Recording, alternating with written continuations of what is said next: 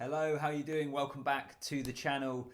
In this video, I am going to be talking about Wasps and their game against Exeter Chiefs not going ahead this weekend. This is news that broke this afternoon, and it is just further issues in English domestic rugby. I've touched on it before a number of times on the channel, and every video I do on it, I think that's it. I'm going to park that for a while, won't have to speak about it, and then something more develops. So in this video, I kind of get into that, some of my thoughts on it generally, and again, just the spotlight it puts on the viability of English domestic rugby and where we go from here moving forward. If you're new here, please subscribe to the channel, like the video, and drop a comment down below. All right, let's get into it. So for those of you that are getting updated on this story, might have seen bits and bobs happening over the summer, but what's happened today, essentially, Wasps called off their match against Exeter Chiefs, which was scheduled to happen this weekend. They had previously filed a motion with the High Court, which said they had an intent to enter administration. That basically bought them a certain amount of time to try and find a solution in terms of investors or whatever it might be to save the club financially. It doesn't look like they're going to be able to have anyone come in and save them at this point in time. So when Monday hits, it looks like they are going to enter administration, and therefore they've called off the game this weekend. You'll also be aware, of course, of what's happened to Worcester. They are in administration. They will be relegated to the Championship at the end, or not even at the end of this season. They'll be in the Championship next season, and they're not going to play again this campaign. Some of their players now are out of contract and having to find new clubs and so on and so forth. So it's the second Premiership club in literally a matter of weeks who are going to enter administration. And as bad as it is for Worcester, this is a different situation in a sense, because Worcester are a club that have never necessarily established themselves in the top half of the Premiership. That's always been their ambition, but they're not a club who have the history of Wasps. Now, that doesn't mean that Wasps deserve any different treatment, or I'm not going to say anything like that, but just more highlights the fact of how precarious a situation this is. Excuse me. Wasps are multiple times English champions. They're two-time European champions. They're one of the oldest rugby clubs in the world. So it's a really highly significant development, but the situation with them and Worcester kind of highlights the issue as a whole, the issue we've touched upon on this channel before of just where English rugby goes from this point, because this is a massive, massive issue. Now, first of all, Wasps and Worcester have kind of put out joint statements saying that they hope other Premiership clubs don't buy their P share. Their P share is basically their shares in the Premiership. All the clubs, all the 13 Premiership clubs are stakeholders, and because they've entered administration, I was just looking through some articles online and just to make sure I try and get this right, it seems like the other clubs in the Premiership now have a right to buy that share. If they were to buy that share, Worcester and Wasps would lose access to central funding. They'd lose a huge amount of funds. It basically completely reduces what revenue they would receive. I think clubs in the Championship who aren't part of the Premiership get kind of like between 100 and 200,000 pounds a year, roughly, I think, from what I can work out, compared with millions if you have a P share and you're one of the elite professional clubs in the country. So it completely destroys the clubs in their current guise, I guess. It's essentially, it stops them get access to central revenues. It means the playing field between them and the Premiership clubs they want to compete with would be so far apart that they essentially wouldn't be the high performance environments that they currently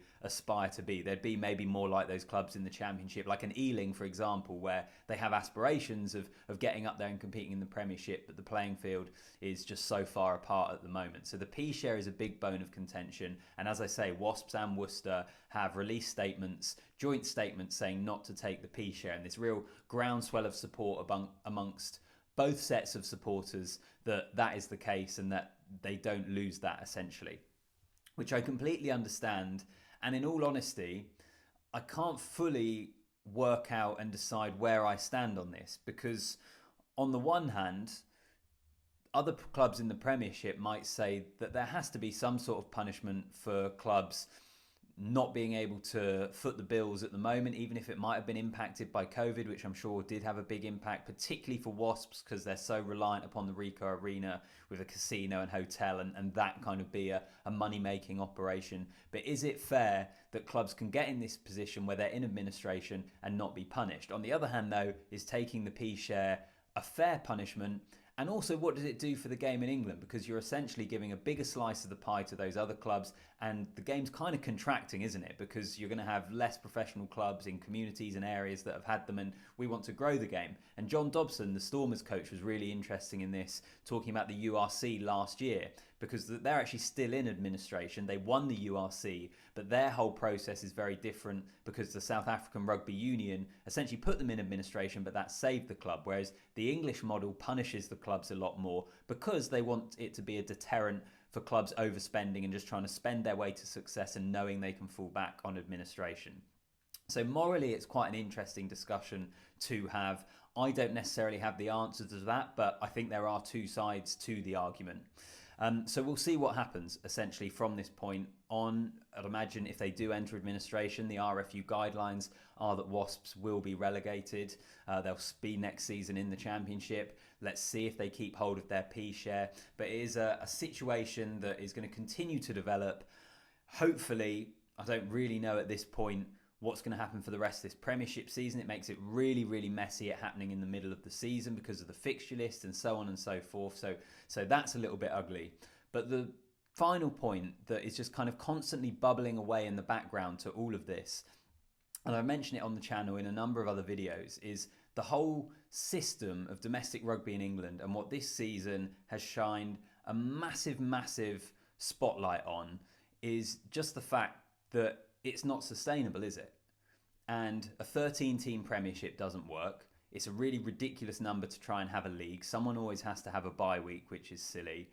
The finances of it don't work. The Championship is underfunded and isn't really a viable league. I know people always talk about Ealing deserved their chance and things like that, but I do think if Ealing just came up, they'd just be cannon fodder. I'm not convinced that they would be able to make a fist of it. I'm not sure they have the fan base. So what is the solution? I've mentioned it on the channel before. I still think that 2 leagues of 8 would be a much better way to move forward, because all of a sudden you'd still have the Premiership, you'd have 8 teams in the Premiership, and it's a highly competitive, really good division which delivers on the pitch year in, year out.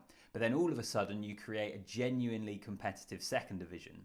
A really competitive second division, a whole host of those clubs currently in the Premiership would be competing in it. I think if it was that viable, if it did have that bigger clubs in, it would be more attractive to broadcasters. It could get itself a proper TV deal, and then we might be able to have something which closer resembles what they have in France, which is 2 actually good divisions, good fan bases, proper TV deals, proper broadcast deals, and things like that. I still think that could be the way forward. Maybe this whole situation could be a way for us to finally get there, but we'll wait and see. I don't know. I don't have all the answers. I think it's a massively complicated situation, but what it does do is highlight that the game needs to change. I've seen some people suggesting that the Welsh regions should join up in the English system. Personally, I don't really like the idea of that.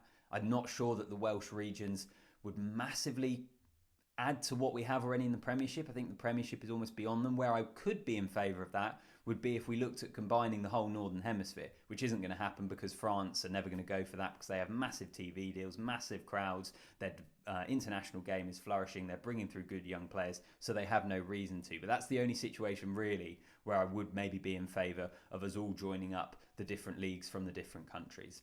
Anyway, I've gone on for long enough. We wish all the best to Wasps and the people there and the staff and the players and all the uncertainty going on. It's an absolute mess of a situation. Let's hope that it's resolved. I'll leave it for now, but remember, please like the video, subscribe to the channel, and most importantly, drop a comment down below. What do you make of this whole situation? Where does English rugby go from here? I'll see you in the next one.